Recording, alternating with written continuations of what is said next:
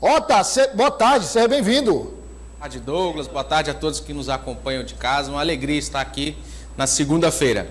Alegria mesmo quem tá é o Messi, viu? Sim. Conseguiu, né, levantar a taça da Copa do Mundo depois de um vice em 2014. Não é justo, não, é justíssimo. Né? Merecedor. A única coisa que eu fiquei revoltado, viu, tá? Só para abrir um parênteses aqui que nós vamos conversar. A única coisa que eu fiquei revoltado foi aquele sheik lá, será sheik, rei, sei lá o que é aquilo. A camisa de uma seleção, é um manto sagrado daquele país. Ali, a seleção argentina era a camisa, E ali não é qualquer camisa. Ali é a camisa 10. Ali atrás tem um nome mágico, chamado Messi. É diferente. É outro peso. Bom, muito bem. Aí como é que se diz? Como é que eu posso chamar? Não, o sheik também, mas esse honestíssimo presidente da FIFA, que é o homem mais transparente do mundo, assim, que sobrevive a qualquer investigação, por mais simples que ela seja, coloca aquela espécie de colete, como se o Messi fosse um sheik. O Messi é o sheik, o Messi é o rei do futebol, isso aí não precisa de manto para colocar, não. Ele demonstrou isso em campo. Quer dizer, a foto oficial que se tem da Argentina, campeã, é aquela peça ridícula, que parece um sobretudo de quinta categoria, cobrindo o manto, que é a camisa da Argentina. É uma vestimenta sagrada para eles, né, Douglas? Em cerimônias especiais eles usam, né? Mas eu concordo com você, né? Não era o momento adequado, mas parabéns ao Messi, parabéns ao meu amigo Alejandro, argentino, que mora aqui em Teresina. Alejandro! E todos os outros argentinos que vivem aqui no Piauí, né? Parabéns a eles. Agora, tricampeão. Só falta 2 para chegar no Brasil, né? Talvez daqui a uns 50 anos eles cheguem aos 5 títulos do Brasil. Mais 2 demora demais. Bom, mas vamos lá. Tássio Cruz, bem rápido aqui, nós vamos repercutir, inclusive, na política do dia. O futuro secretário de Fazenda, lembra que a gente tratou aqui sobre aquela história do 10º atrasado, do Tribunal de Justiça? O futuro secretário de Fazenda disse que foi feito os cálculos lá, não procede o valor.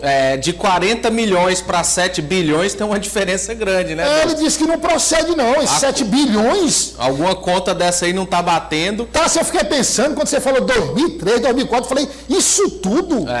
2004, muito tempo, né? Há mais de 10 anos, né? E segue um impasse, Douglas, na Assembleia. Os deputados, a gente explicou na sexta, só votam quando tiver a segurança, só votam quando tiver a certeza da aprovação do orçamento. O impasse continua e a gente conversou com a governadora e ela vai tratar também no nosso quadro de política sobre essa situação. Os deputados estão em compasso de espera, Douglas. Se houver um consenso, se definir a situação em Brasília, o orçamento é pautado e é votado. Se não, eles vão ficar aguardando e, caso esse orçamento não seja aprovado, em janeiro, o fato curioso, os poderes receberão a verba, né, o repasse constitucional, de acordo com a média que foi calculada este ano, sem o repasse adicional, sem o reajuste para 2023. Mas é a alternativa que a equipe econômica encontrou em meio a esse impasse e essa incerteza.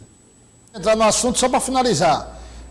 O deputado só vota o orçamento depois que essa questão estiver pacificada. Isso, depois que tiver segurança. Porque como que você vai votar uma previsão do que vai arrecadar e o que vai gastar levar metade com uma conta de 7 bilhões? Então, isso aí precisa ser equalizado para que o projeto seja analisado em plenário. Então, os deputados, por exemplo, que normalmente nesse período estariam viajando, está todo mundo aqui? Todo mundo aqui aguardando. Tássio Cruz, a retrospectiva que eu disse que ia fazer, antes de você dar a sua opinião, era a seguinte. Quando começou-se a falar em presidência da Assembleia Legislativa, nós falávamos sobre um MDB que dizia não abrir mão da presidência da Assembleia e que ia concorrer não só para o primeiro biênio, mas também para o segundo biênio. Depois, o PT disse, olha, nós somos a maior bancada, quem preside a Assembleia é quem tem a maior bancada, então nós vamos ter candidato. Veio, inclusive, a abdicação da presidência do TCE por parte de Kleber Eulário, pai de Severo Eulário, candidato do MDB. E aí ficou-se por um bom tempo nesse embate. E a gente sempre dizendo que a oposição seria o fiel da balança. Aí, recentemente, chega-se a notícia de que, bom, houve consenso, né? Caminha-se para um consenso. PT fica os 2 primeiros anos, MDB fica os 2 últimos anos. Agora já não tem mais entendimento nenhum, mas que bala de gato é esse, Tássio? Douglas, parece que não tem mais. Nós tivemos este final de semana uma reunião entre o governador eleito Rafael Fonteles, Temístocles Filho e Marcelo Castro, na expectativa de se chegar a esse consenso. O impasse, como você disse, o MDB não abre mão dos 4 anos. E o PT também, com essa situação, não abrirá. E nós conversamos hoje pela manhã com o deputado Fábio Novo, um dos principais articuladores da Assembleia, dessa eleição para a presidência da Assembleia.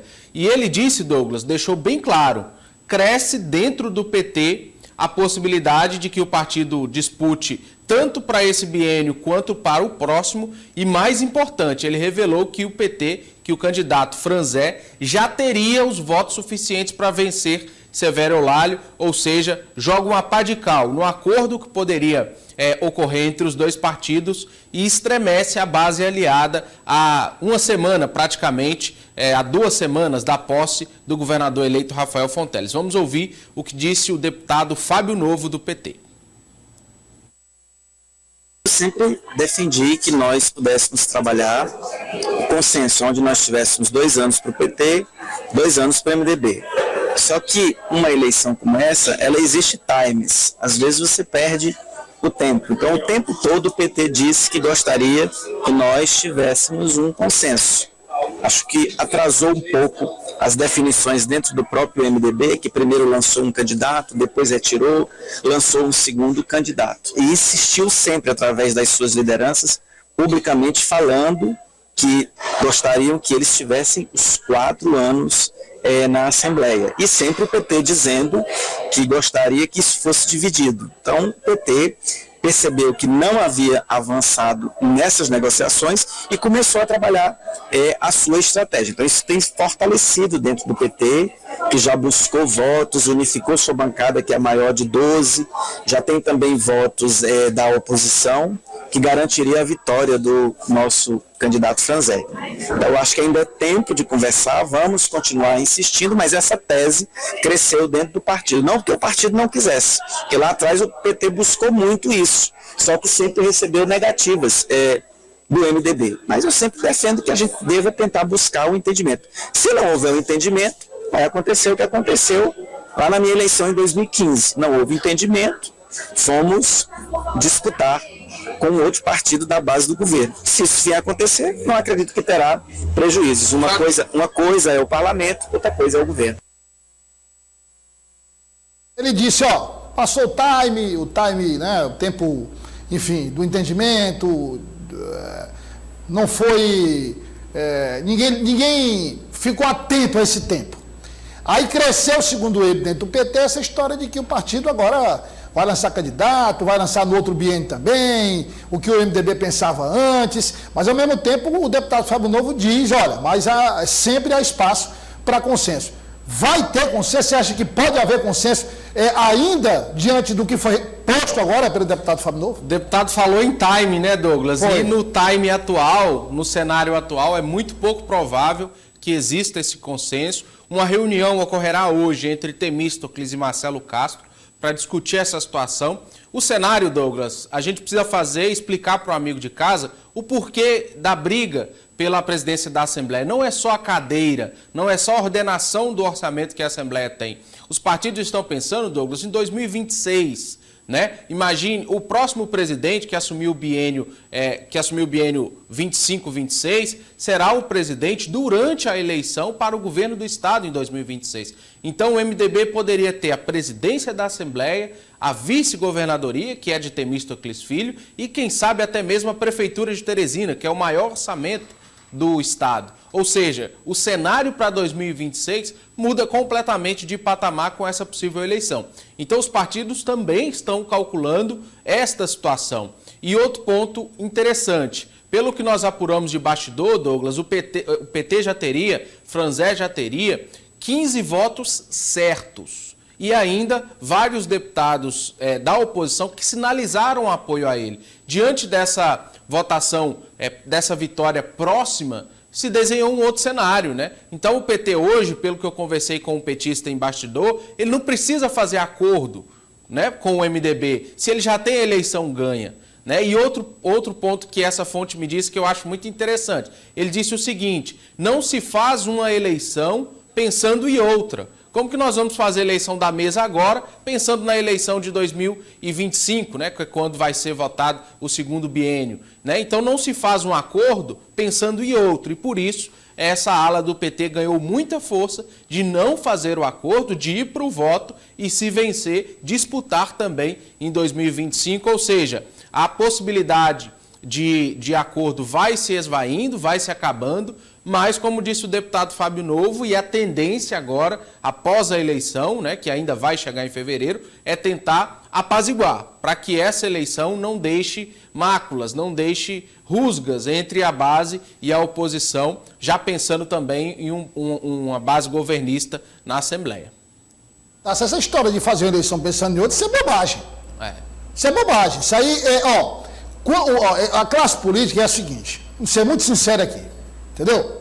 A classe política é o seguinte: quando você chega, quando o Tassi, que é jornalista político, chega, faz uma pergunta sobre eleição, quando é de interesse do político, ele diz: não, está muito cedo, a eleição, nós nem terminamos uma eleição, você já quer falar em outra eleição e tal. Quando é conveniente para eles, não precisa nem perguntar. Eles dizem por conta própria: não se pode, falar de uma eleição pensando em outra, ou então dizer o seguinte: nós vamos dizer aqui publicamente que nós vamos concorrer logo para as duas, então está falando na outra de 2025. Quer dizer, então a população precisa entender isso e ver que o deputado Fábio Novo tem sido coerente, Tássio. Sim. Tem sido coerente. Olha, você pode, o deputado Fábio Novo, isso aqui eu estou dizendo, eu não tenho procuração para defender o deputado Fábio Novo, apesar dele ser Real Madrid também, mas eu não tenho procuração nenhuma para defender o deputado Fábio Novo. Mas, enfim, o deputado Fábio Novo é um dos parlamentares que não mudam de opinião. Não é um parlamentar que diz uma coisa aqui hoje, Tássio, e amanhã diz outra, você sabe disso. Isso. Ele morre sozinho ali na discussão, mas não abre mão da opinião dele.